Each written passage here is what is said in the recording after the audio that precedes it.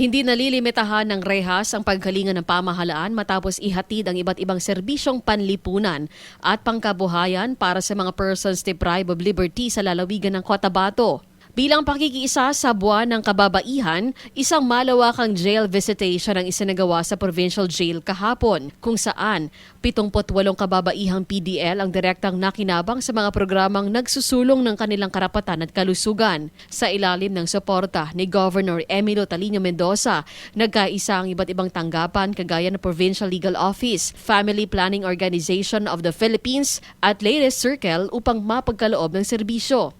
Katulad ng libreng serbisyong legal at mga programang pangkalusugan para sa mga kababaihan, layo nitong ipadama sa mga nasa loob ng bilangguan na bahagi pa rin sila ng inklusibong pag-unlad ng probinsya. Kabilang sa mga ipinopromote ang alkansyang paper tube, beaded products, woven straw handbags at paintings. Nakaplanong itampok ang produktong ito sa malalaking aktibidad katulad ng Kalibungan Festival at mga DTI display centers upang mabigyan ng pagkakataong kumita ang mga PDL para sa kanilang pamilya. Ito ay pag-ahanda na rin sa kanilang reintegration na muling pagbabalik sa lipunan bilang mga produktibong mga mamamayan. Inaasahan na sa pamamagitan ng ganitong inisyatibo, mas mapapalakas ang moral ng mga nasa loob ng piitan at masisiguro na ang kanilang panahon sa loob ay magiging daan para sa positibong pagbabago at bagong simula. Cherry May Tapia, NDBC Bida Balita.